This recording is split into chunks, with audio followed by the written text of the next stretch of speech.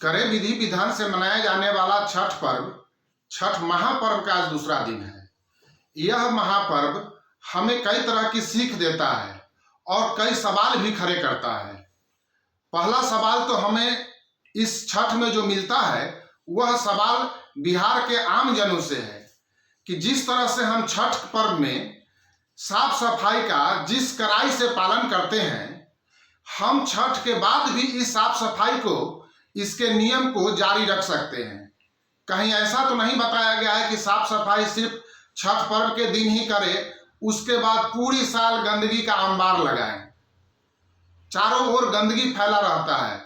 वह तो भला हो छठ महापर्व का, जिसके वजह से साल में एक बार हर गली, शहर, नाली, जल, जमीन, नदी, तालाब, हर जगह सफाई हो जाता है और उसके बाद फिर पूरी साल हम लोग गंदगी लगाते हैं।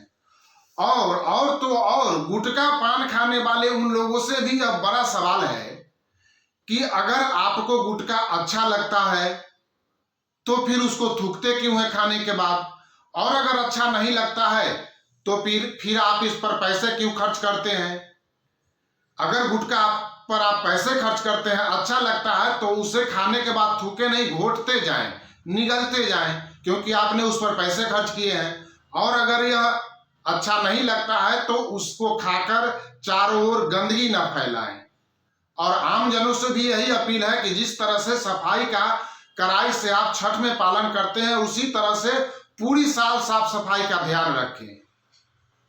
लेकिन सबसे बड़ा सवाल इस पर्व में सरकार से उठता है। सरकार ने जिस तरह से जाति जनगणना करवाया, आर्थिक गणना करवाया कि कौन कितने गरीब है, उस तरह से सरकार को पलायन का भी गणना करवाना चाहिए कि इस राज्य से कितने लोग पलायन करते हैं, कितने लोग दूसरे प्रदेशों में जाकर मजदूरी करते हैं, कितने लोग मजदूरी करने के बाद साल में एक बार छठ पर्व के समय बड़ी मुश्किल से बिहार लौट पाते हैं। ना जाने कितने हजारों लाखों लोगों को 15-15 और 18-18 घंटे ट्रेन में खड़ा रहकर सफर करना पड़ता है, तब वो बिहार पहुंच पाते हैं। सरकार को इस बात से ना कोई हमदर्दी है आम जनता के साथ, और ना ही सरकार को शर्म आती है। पूरी दुनिया में यह एक नेशनल खबर बनता है, लेकिन सरकार के कान पर जू नहीं रेंगता है। ना कोई शर्म आती है कि इतने लोग बिहार से बाहर मजदूरी करते हैं और बिहार लौटने के लिए उनको ट्रेन भी सही से नसीब नहीं होता है, खड़े होकर आते हैं। कुछ लोग ट्रकों में, जानवर वाले ट्रकों में जानवर के साथ बैठकर आते हैं, तो कुछ लोग शौचालय में 15-15 घंटा खड़ा होकर ट्रेन का सफर करते हैं। सरकार को सबसे पहले इस पर चर्चा करनी चाहिए कि कैसे यह पलायन रुके। पलायन का असली वजह क्या है? असली वजह है बेरोजगारी। यहाँ मजदूरी भी नहीं मिल पाता है बिहार में लोगों को, तब लोग अपने घर से, अपने गांव से इतने दूर जाकर दिल्ली, पंजाब, हरियाणा, गुजरात, आंध्र प्रदेश, तमिलनाडु, केरल जाकर मजदूरी करते हैं। इन्हें मजदूरी करने के लिए इतनी दूर जाना पड़ता है, लेकिन सरकार को इससे कोई मतलब नहीं है। नीतीश कुमार बड़े ही बेशर्मी के साथ कहते हैं कि बिहार लैंड लॉक्ड प्रदेश है, ना यहाँ कोई समुद्री सीमा नहीं लगता है इस प्रदेश से, इसीलिए यहाँ उद्योग धंधों का विकास नहीं हुआ।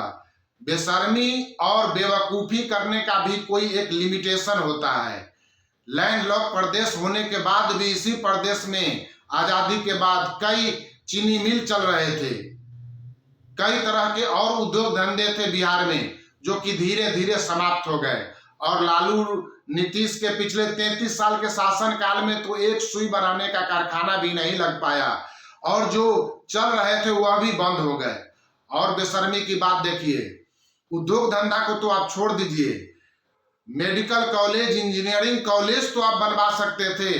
बड़े प्राइवेट इंस्टीट्यूशन को बिहार में लाकर बड़े बड़े इंजीनियरिंग मेडिकल कॉलेज बनवाते तो यहाँ से लाखों बच्चे पढ़ने के लिए जो दूसरे प्रदेशों में जाते हैं और लाखों लाख रुपया डोनेशन देते हैं, एक एक बच्चा 2 लाख, 5 लाख, 10 लाख, 50 लाख तक इंजीनियरिंग और मेडिकल करने के लिए डोनेशन देते हैं, वह पैसा जो अरबों खरबों में है बिहार से बाहर जाता है, वह अगर बिहार में रहता तो आप सोच सकते हैं कि बिहार का तरक्की कितना होता और कितने लोगों को रोजगार मिलता।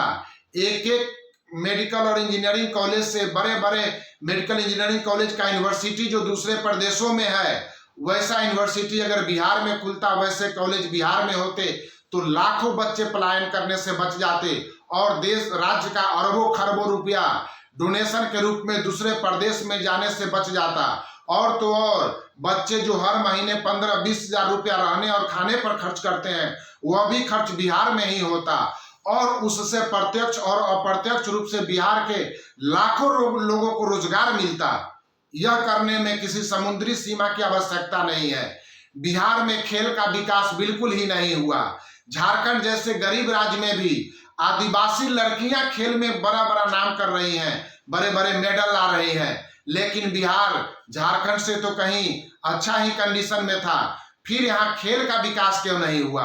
उसके लिए कौन समुद्री सीमा की जरूरत है? बड़े स्टेडियम, इंटरनेशनल लेवल के स्टेडियम बनाने के लिए कौन सी समुद्री सीमा की जरूरत है?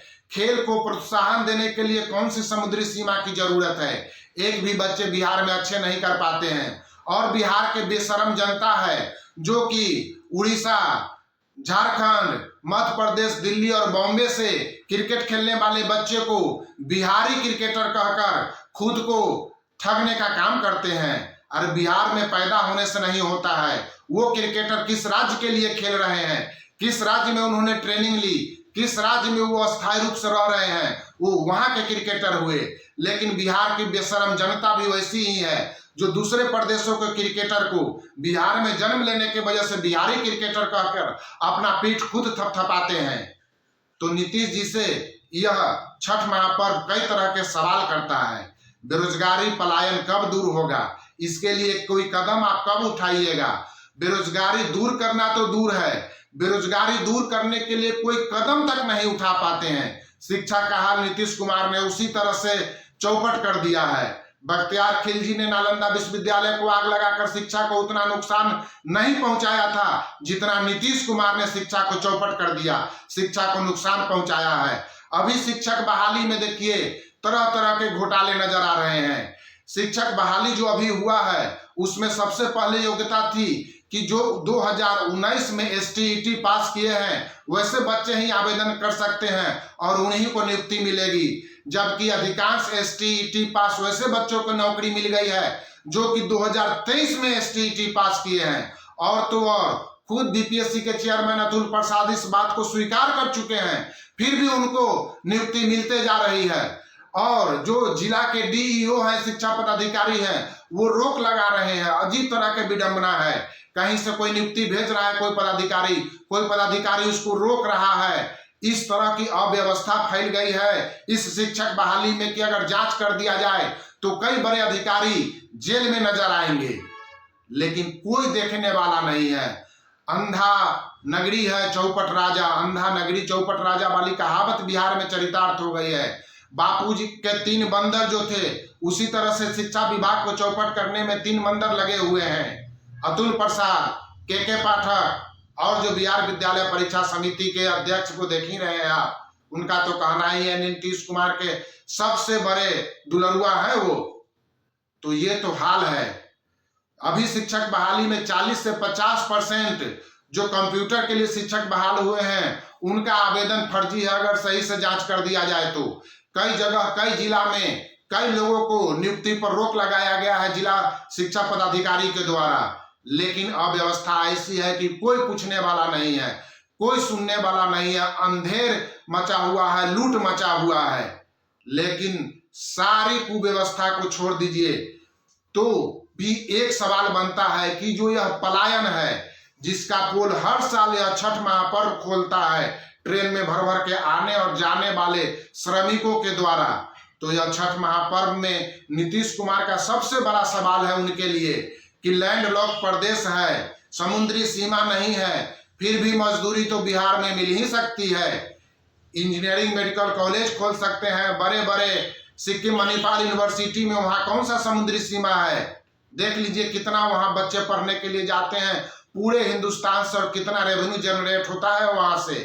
करोड़ों अरबों रुपया हर साल इंजीनियरिंग मेडिकल कॉलेज में एडमिशन के नाम पर बिहार से दूसरे प्रदेश में चला जाता है, जिससे लाखों लोगों को यहाँ रोजगार मिलता।